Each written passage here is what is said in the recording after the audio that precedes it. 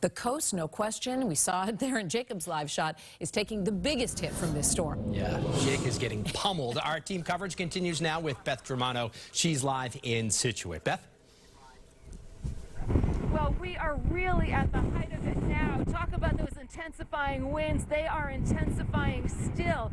I guess if there's a silver lining, it's that the tide has gone out so much that we're not really getting the splash over from the waves over the seawall, but it is just a frozen tundra here. All the debris and the rocks that those waves brought over, the flooded roads here is now all icy, the ice-encrusted houses. They can't even really determine what kind of damage until we get past this storm somewhat. So real challenges for this town to deal with this storm, really one of the biggest storms that they've seen here. We talked just a short time ago with the Scituate Town Administrator, Boudreau, and he brought us up to date on what the conditions are like. We're seeing gusts over 70 miles an hour now, blowing, drifting wind, snow. Really driving is really getting to the point where it's almost dangerous to be out. So at least the tide's going back out. We're seeing some of the water receding, but it's really, we're getting to the height of the storm and it's getting pretty treacherous out. Are you concerned about damage? Absolutely. It's hard to see. We can't see what's on the other side of these houses on the coast to see what, if any damage they have. We don't have any reports of damage, but again, we can't get out and look at some of these places to see what's going on. And you know people are without power now. We have about 1,000 homes without power, which is about 12% of the town.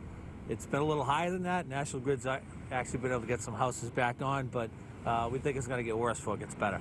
You made it through the morning tide. What are your concerns about the evening tide? So what happens, and it's kind of hard to explain, but the wind blowing all day from the ocean will pin the water in up against the walls, in against the shore, so it really doesn't recede with the ebb tide. And then the evening tide will build and pile on top of that. So we are actually expecting some more water tonight than we got this morning. Even though the tide is a little bit lower than it was this morning. Even though the tide's a little bit lower, the only saving grace we might have is if the storm moves further enough north, the wind might shift around to the northwest, which will push the water away, but that's kind of unclear at this point. So it's certainly got a long way to go with this storm. Again, about 12% of the town is without power. They did indicate that 45 people decided to evacuate. They did encourage people, if they weren't comfortable with their location so close to the water during the storm, that they should consider relocating. About 45 people did, but so many people in this community just decided to ride out this storm. They've been through so many of these.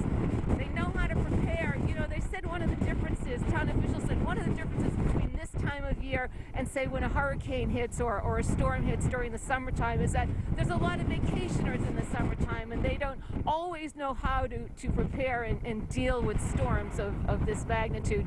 In the wintertime, you've got the long-time residents here and they know how to prepare. They've been boarding up, stocking up on whatever supplies that they need, but town officials say if you're in your home, stay in your home and stay safe. If you're in trouble, call 911 and they will come to you. So those are words of advice, but these winds are really, really picking up and we're at the height of it now. Reporting live from Scituate, I'm Beth Germano, WBZ News.